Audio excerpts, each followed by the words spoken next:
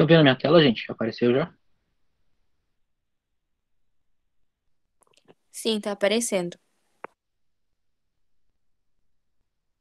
Ok, então.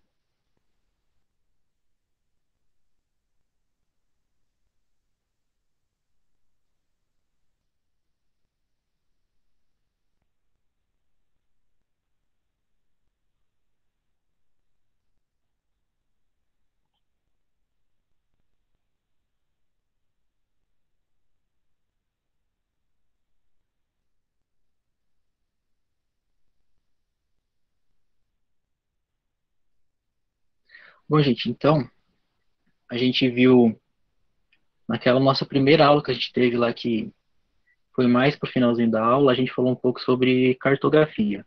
Então, é, qual é a definição de cartografia? É a ciência que representa uma área geográfica em uma superfície plana, ou seja, é a ciência que estuda, analisa e produz os mapas. Essa é a definição mais básica e mais simples da cartografia. Então a gente vai falar um pouco agora sobre a história dos mapas. Como que começaram, como que surgiram os mapas, qual é o mapa mais antigo. Então, a gente já viu algumas aulas passadas que já tinha registro de mapas na parede das cavernas. Então, lá os seres humanos da pré-história já desenhavam alguns mapas nas cavernas para poder mostrar lugares, para identificar onde que tinha caça, onde tinha comida, água. Mas alguns pesquisadores, eles consideram isso como se fosse, não como se fosse um mapa para localização. Seria mais tipo um desenho que eles usavam em rituais religiosos ou em celebrações. Então, há essa divergência, se realmente aquilo que eles faziam eram mesmo mapas ou não. Então, por conta disso, oficialmente na geografia, o mapa mais antigo é esse mapa aqui, ó, que é o mapa de Gassur. Ele foi encontrado na antiga Mesopotâmia. Ele data de 2500 antes de Cristo e ele foi feito numa placa de argila cozida. Então, aqui a gente tem a região que é a Babilônia. Hoje, aqui é o atual Iraque, mas antigamente era a Babilônia. A gente vê aqui os rios Eufrates e Tigre. E os arqueólogos, eles estudaram essa figura e eles chegaram à conclusão que esse essa argila, essa placa de argila cozida, ela tinha desenhos de um mapa dessa região aqui, que é da antiga Babilônia. Então, eles pegaram essa figura e passaram no papel para poder estudar melhor. E resultou nisso. Então, essa parte que a gente vê como se fosse pequenas escamas representam as montanhas daquele lugar. Aqui também a gente vê mais montanhas. E aqui essas linhas aqui mais compridas representam os rios. Então, para muitos historiadores, esse é considerado o mapa, o mais antigo exemplar da arte da representação do espaço, que é a arte de fazer mapa mesmo da cartografia. É, então, indo um pouquinho mais para frente na história, a gente tem um outro mapa bem antigo aqui. Ele data de 2400 antes de Cristo. Ele é um mapa que representa uma região do norte da Itália, que é conhecida como o Vale do Rio do Pó. E o que representava esse mapa? É esse mapinha aqui, ó, que foi encontrado. Ele foi confeccionado pelos Camônios, que era o povo que habitava essa região da Itália. E o que esse mapa representava? Ele representava as atividades agrícolas daquela região. Então a gente já vê que é o mapa mais detalhado. Ele mostrava detalhes dos aspectos das atividades econômicas e da organização social daquela região também. Então a gente pode considerar esse aqui como se fosse o segundo mapa mais antigo. A gente encontra em alguns documentos mapas que os arqueólogos afirmam que data de muito antes desse da Itália, e muito antes daquele que eu mostrei anteriormente, que é considerado mais antigo. Mas os historiadores também divergem quanto à data, então eles não conseguem afirmar exatamente a data, se é mesmo mais antigo ou não. Então, por conta disso, aquele mapa que eu mostrei anteriormente, que é o de Gassur, ele é oficialmente hoje considerado o mapa mais antigo. Tudo bem até aqui, gente? Tem alguma dúvida?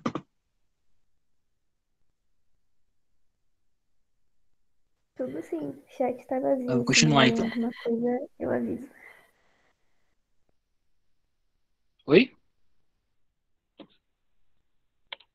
E se mandarem alguma coisa no chat, eu aviso. Ah, tá certo, Sofia. Obrigado. Então, vou passar um pouquinho mais pra frente. Hoje a aula vai ser bem curta, tá, pessoal? É só pra gente ver a história dos mapas mesmo. A trajetória, né, que a cartografia tomou ao longo da história. Ah, então, os chineses, eles também foi a civilização que teve grande importância na arte da cartografia. E eles demonstraram um exemplo claro de utilização prática do conhecimento cartográfico. Então, por que os chineses eles usavam o mapa naquela época? Tipo, aqui a gente tem algumas datas, né? Já é um pouco não tão antiga quanto os outros que a gente viu anteriormente, mas mesmo assim é antigo, né? Tipo, 223 a 271 depois de Cristo. Mas por que eles usavam os mapas? Eles usavam como instrumento de poder. Por exemplo, eles faziam mapas para cadastrar e demarcar fronteiras, faziam planos para conservação de águas e outros recursos naturais.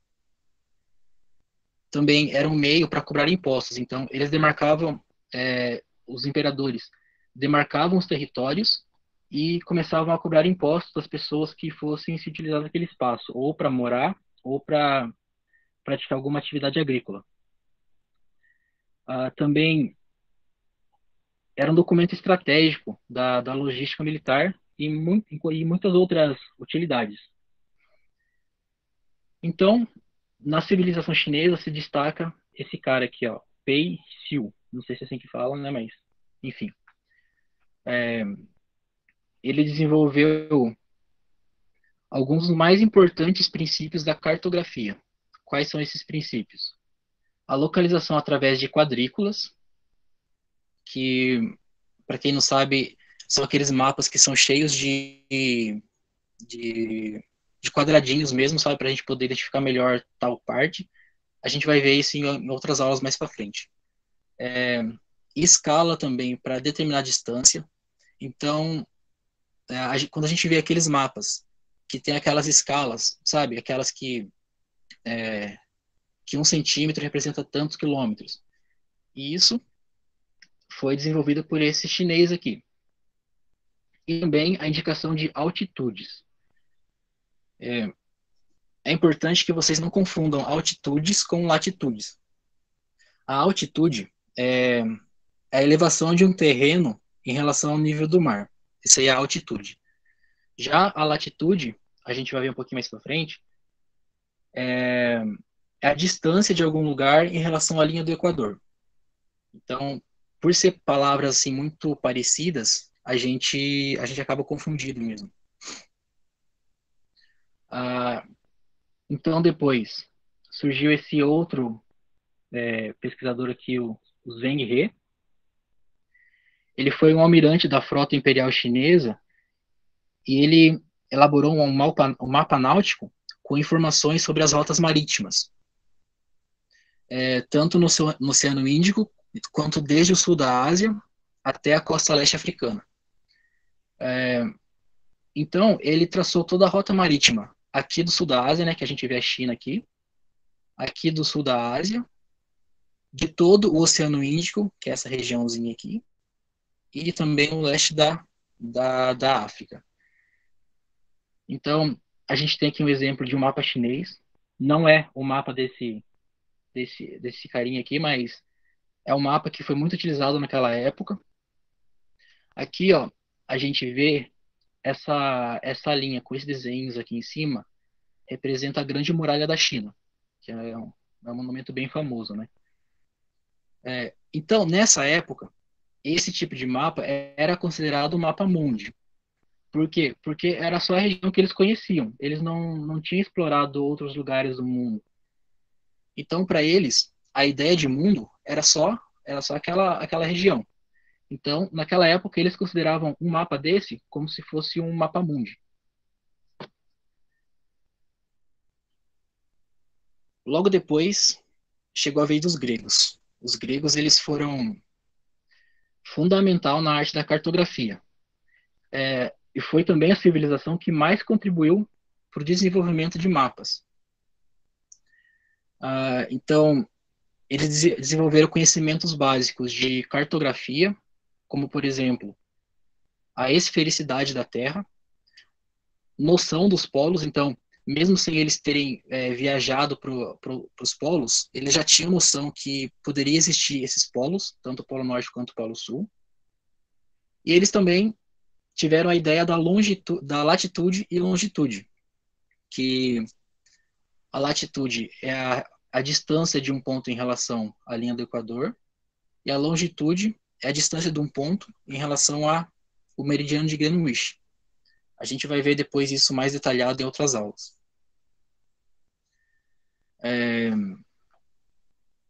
Então, alguns nomes se destacaram na cartografia grega. O primeiro foi o Anaximandro de Mileto. Ele foi o autor de um importante mapa na época, que abrangia regiões da Europa e do Mar Mediterrâneo. Logo depois veio Hecateu. Ele deu prosseguimento à obra de Anaximandro e atualizou o mapa dele. Então, ele pegou o mapa do Anaximandro e foi fazendo atualizações de acordo com novas descobertas de novos territórios, novas localizações. Aí depois veio o Erastótenes, que ele foi um dos mais importantes gregos na arte da cartografia. Ele foi um filósofo, astrônomo e matemático. Ele foi diretor da Biblioteca de Alexandria e, por isso, ele teve acesso a medições realizadas pelos egípcios no delta do rio Nilo. Então, como ele era diretor dessa biblioteca, ele tinha os documentos que os egípcios usavam para demarcar terras da região lá do rio Nilo. E com essas medições, ele descobriu que eram medições de cadastro de terras agrícolas, que os governantes usavam também para cobrar impostos das populações. Então, o Erastótenes, ele utilizou dessas medições que os egípcios fizeram para calcular a circunferência da Terra. Então, como ele era também matemático, né, ele usou de todo o conhecimento que ele tinha,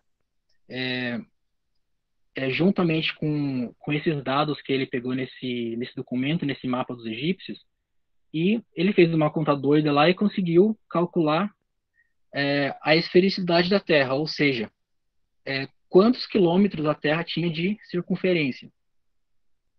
Eu não vou saber explicar essa conta para vocês, porque eu achei muito complexo, mas eu vou disponibilizar para vocês lá no Google Classroom e no Drive um PDF que tem toda a história da cartografia, tudo isso que eu estou falando aqui agora, e vai ter uma figura e as contas que ele usou para para chegar a essa conclusão.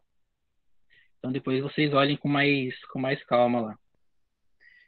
Então, utilizando esses cálculos, ele chegou à conclusão de que a esfericidade da Terra tinha aproximadamente 46 mil quilômetros. O que a gente sabe hoje é que a Terra, a esfericidade dela tem 40 mil quilômetros. Então ele chegou muito perto. Se a gente for levar em conta que naquela época não existia tecnologia nenhuma para poder medir o tamanho da Terra mesmo, né, a esfericidade. E além disso, ele foi autor de um mapa do mundo que mostrava áreas habitadas. Então, ele foi o primeiro que fez o mapa mostrando pontos onde havia civilizações, onde havia pessoas habitando aquele lugar. Nessa época também, eles acreditavam que esse tipo de mapa seria o mapa mundi, né? Porque era o que eles conheciam na época. Mas a gente vai ver depois que o verdadeiro mapa mundi mesmo surgiu muito depois. E por último, o Ptolomeu. O Ptolomeu ele foi também muito importante. Ele, ele foi um astrônomo e matemático. Então, ele escreveu a obra Geografia. O que continha nessa obra? Era uma obra que tinha mais ou menos 8 volumes, e muitos desses volumes eles se dedicavam a importantes capítulos a estudo de princípios, como, por exemplo, as técnicas de elaboração de mapas e o nome de lugares e suas coordenadas. Então, a gente já vê que naquela época esse livro se tornou muito importante, né? Porque nesse livro, ele descrevia como elaborar mapas e ele dava nome de lugares e as coordenadas geográficas de tais lugares. Então, por isso que, em se tratando da civilização grega, Petri foi o mais importante na parte da cartografia. Inclusive, ele construiu vários mapas, né? E o mapa mundi também. Esse mapa aqui, por exemplo, é um modelo do mapa mundi que o Ptolomeu construiu. Que, como eu disse, né, naquela época era considerado o mapa mundi. Peraí, deixa eu tomar uma água aqui. Tudo bem até aqui, gente?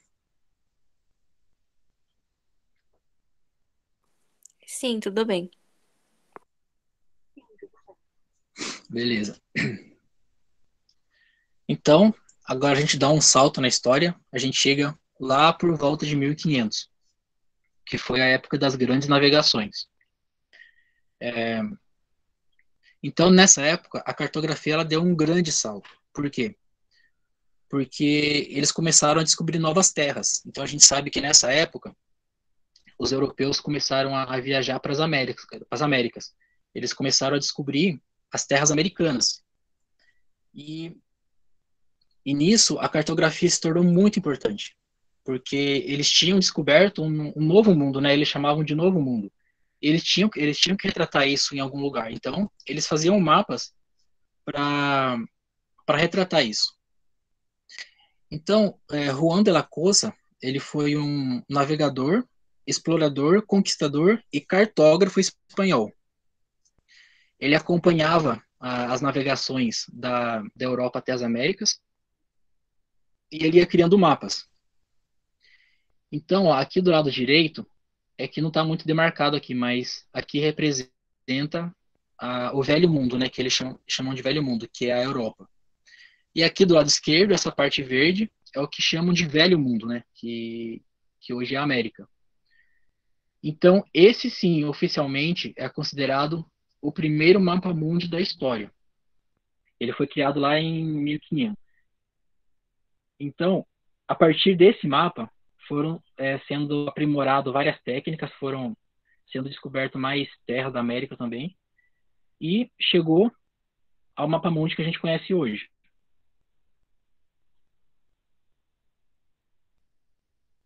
Então, qual que é a importância dos mapas atualmente?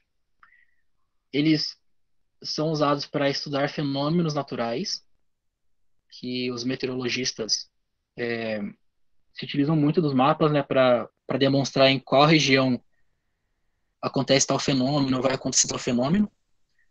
Fazer a previsão do tempo também, né? A gente hoje não teria previsão do tempo sem mapas, né, que a gente vê na TV lá.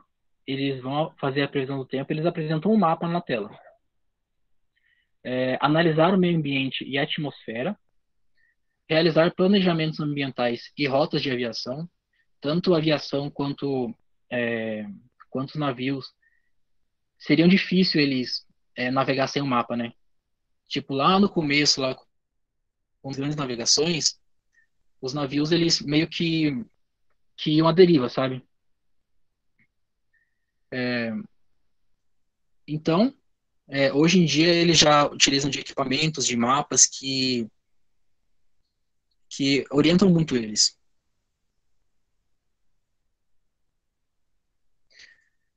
Então, uma outra utilidade também para a cartografia, a utilidade dos mapas, é observar vulcões, inundações e erosões de solo também, para demarcar essas regiões, né?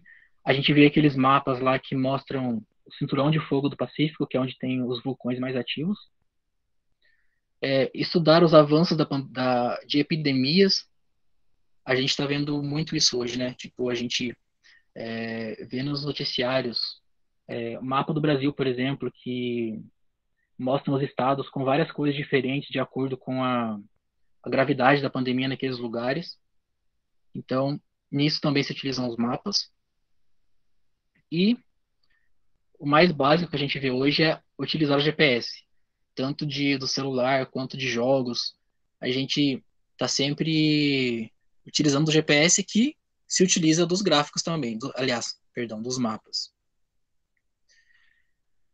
Gente, tudo bem até aqui? Sim. Ok. Então, a parte da história da cartografia que a gente tinha que ver hoje era isso. Lá no PDF que eu vou mandar para vocês nas plataformas, lá vai estar bem explicadinho tudo isso que eu falei aqui, e até mais coisas que eu resolvi não colocar aqui, porque aqui eu resolvi colocar as mais importantes mesmo. Mas lá vocês vão ver que tem muito mais coisa. É um PDF eu acho que tem 14 páginas, mas eles têm bastante imagem e a leitura é bem fácil, bem gostosa de fazer mesmo. Então não é uma coisa cansativa, sabe? Então seria interessante vocês lerem até para fazer os exercícios, que eu vou colocar uma listinha de exercícios também lá no Classroom e no Drive, para a gente discutir essa lista na próxima aula, na semana que vem. Então, a nossa aula na semana que vem vai ser uma revisão dessa aula. Se alguém tiver dúvida na hora que estiver lendo lá o PDF, ou dúvida mesmo em relação aos exercícios, a gente vai discutir na próxima aula. E a gente vai resolver os exercícios juntos também. Mas é importante que vocês resolvam na casa aí de vocês, resolvam sozinhos, tanto levando em conta o que foi dito na aula hoje, quanto o que está lá no PDF, que eu baseei a aula de hoje naquele PDF, então vocês vão encontrar as respostas lá. Então, sobre a cartografia era isso que a gente tinha que ver hoje. E como eu comentei na semana passada, toda aula eu quero trazer no finalzinho, alguma curiosidade, algum fato geográfico para a gente dar uma relaxada mesmo, para uma parte mais light da aula. Então, eu vou falar hoje sobre o perigoso Estreito de Drake. Alguém já ouviu falar do Estreito de Drake ou da passagem de Drake? Eu nunca ouvi falar.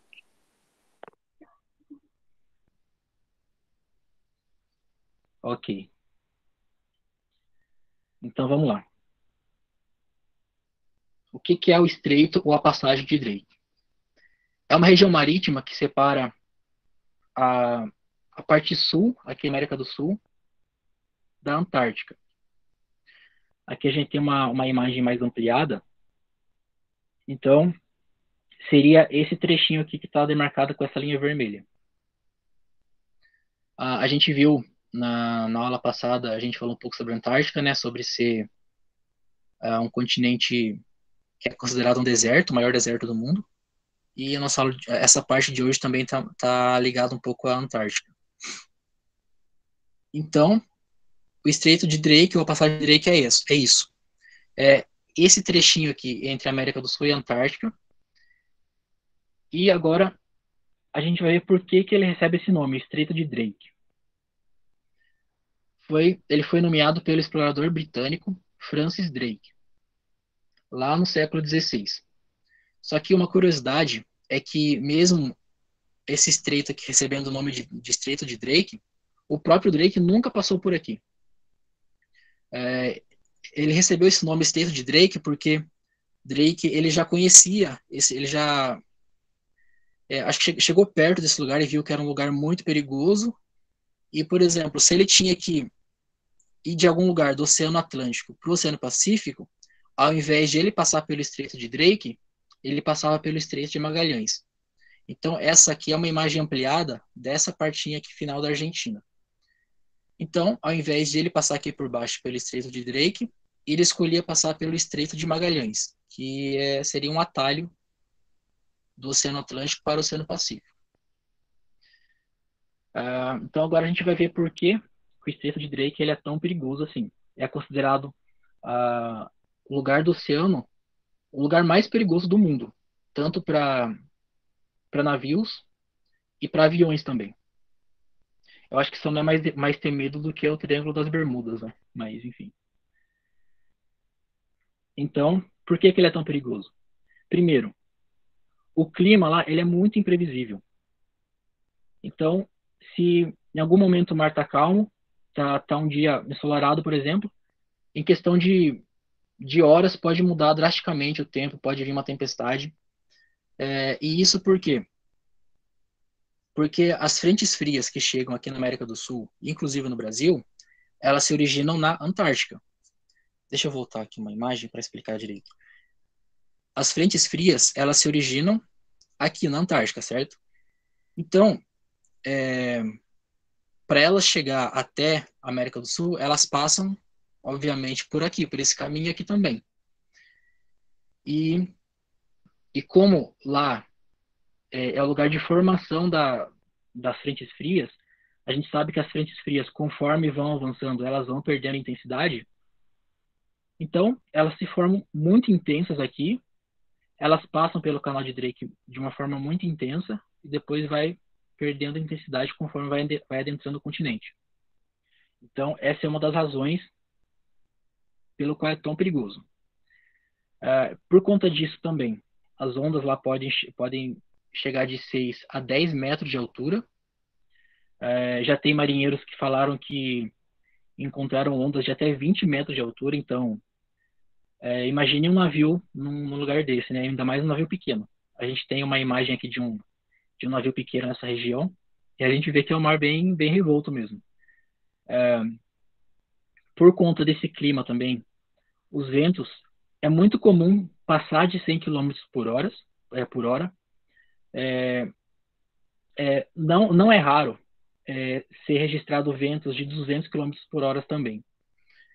Então, como que o pessoal faz para passar por esse canal, para chegar até a Antártica, sem sofrer tantas consequências desse mau tempo? Geralmente, as frentes frias, elas saem da Antártica e vão para a América do Sul a cada 2 dias.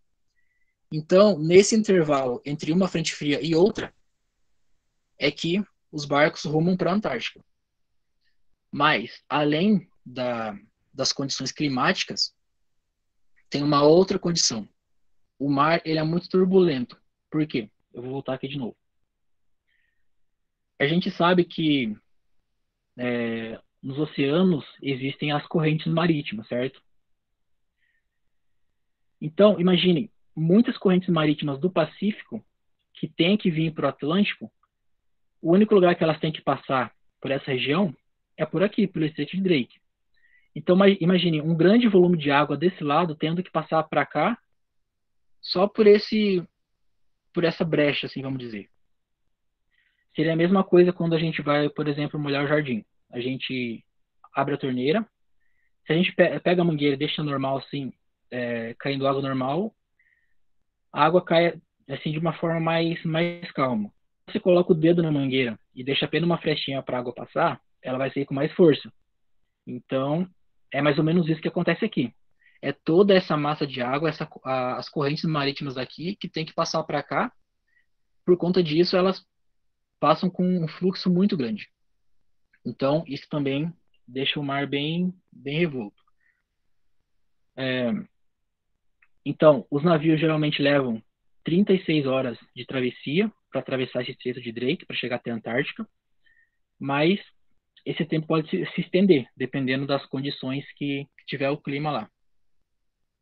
Existe também a possibilidade de chegar até a Antártica por avião, mas também, por conta do clima, seria muito arriscado. Mas mesmo assim, existem aviões que fazem esse trajeto da América do Sul até a Antártica. Inclusive, se não me engano, em 2019, caiu um avião lá do Chile, que levava, acho que, pesquisadores ou militares para a Antártica. Ele caiu no estreito de Drake e matou, acho que, 30 e poucas pessoas, não lembro direito. Mas só para vocês verem como que esse trechinho do mar ele é muito perigoso. E, apesar de ser muito perigoso, existe turismo na Antártica. Existe cruzeiros que saem daqui da América do Sul, passa pelo Estreito de Drake para chegar até a Antártica. Então, esse caminho que o pessoal tem que percorrer é uma grande aventura. A gente vê eu já cheguei a ler na internet relatos de pessoas que passaram por esse local. E assim, como o mar ele é muito turbulento, o navio balança demais. Então, se uma pessoa ela tiver problemas de estômago, ou se ela enjoa fácil, ela vai passar muito mal. Então, ou a pessoa toma remédio para não passar mal, ou passa essas 36 horas dentro do navio passando muito mal. E, tipo, a pessoa não consegue nem comer. Então, imagine você passar 36 horas no mar balançando de um lado para outro. E até por isso que os navios que passam por esse local, eles têm que ter os objetos presos nas paredes para não cair mesmo. Então, existe companhias de turismo que faz esse turismo para a Antártica, tanto de avião como de navios também. E aqui a gente vê algumas imagens, né, de turistas lá na Antártica. Aqui os navios de cruzeiro. E como eu disse, né, seria uma grande aventura, né, a gente poder chegar até a Antártica, né, e passar por esse estreito de Drake. É uma coisa que eu não sei se todo mundo teria coragem, mas que seria uma aventura, seria. Então, gente, por hoje era isso que eu tinha para passar para vocês. Se alguém quiser comentar alguma coisa, tiver alguma pergunta. Bem curtinha a aula hoje, né?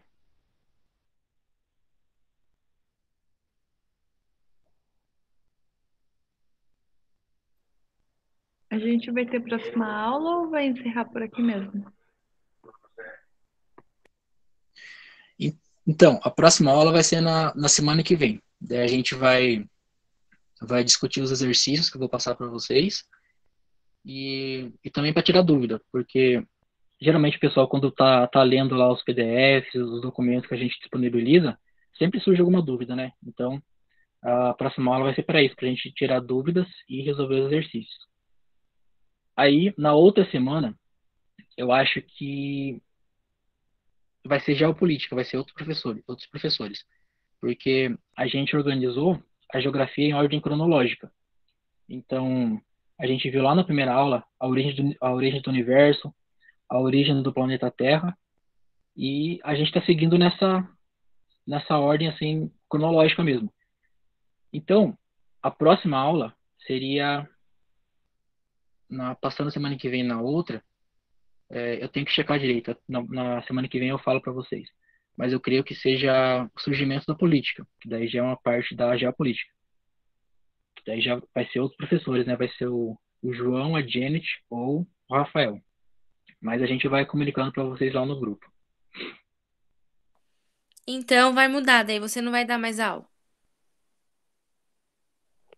Eu vou sim. É que assim, como a gente dividiu a geografia, né, a gente em ordem cronológica, então vai misturar um pouco. Uma semana pode vir um professor de geopolítica falar sobre geopolítica, outra semana pode vir o Matheus falando de geografia do Brasil, outra semana pode vir eu dando outro conteúdo, entendeu? Porque até o ano passado era assim, era, eram as três frentes de geografia. Era a geografia geral, que é eu que dou, a geografia do Brasil, que é o Matheus, e a geografia, a geopolítica, que são os professores também. Então a gente começava o ano com a geografia geral, a gente terminava todo o conteúdo de geografia geral para depois ir para a geografia do Brasil, e depois que terminava todo o conteúdo de geografia do Brasil, ia para a geopolítica. Mas com essa nova configuração agora, a gente vai meio que misturar, sabe? Então, como a gente está seguindo em ordem cronológica, na próxima aula, eu creio que vai ser geopolítica que vai vir para vocês. Então, eu acho que a aula de sociologia foi cancelada hoje, né? Foi. Eu conversei com a Isabela. Ela falou que ela ia cancelar a aula hoje se eu quisesse pegar o horário dela. Mas, tipo, como a aula de geografia de hoje, eu preparei um conteúdo bem curto, então eu falei para ela que eu só ia pegar a aula dela se a gente demorasse mais tempo para conversar sobre os assuntos da aula e tivesse que passar um pouquinho do horário, sabe? Mas ela falou que deixou para vocês fazer a atividade, né, que ela passou na semana passada.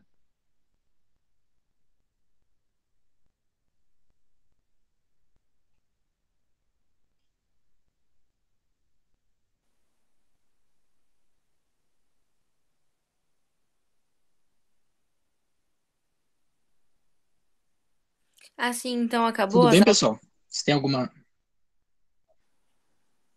Opa, desculpa, pode falar. Eu tinha perguntado se então acabou as aulas, hoje não tem mais. Ah, sim, hoje não tem mais. Tá bom, então.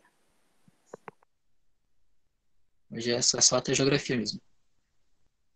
Mas tudo bem então, gente. Obrigado pela atenção de vocês e até a próxima aula. Obrigada pela aula, foi muito boa. Beleza, obrigado, gente. Daqui a pouco eu disponibilizo para vocês lá nas plataformas lá. Eu vou disponibilizar o slide da aula que eu dei hoje, a gravação do vídeo e os exercícios também. Beleza? Beleza. Então, gente, é isso. Bom Tchau. fim de semana para vocês. Até semana que vem. Tchau. Boa Tchau. noite.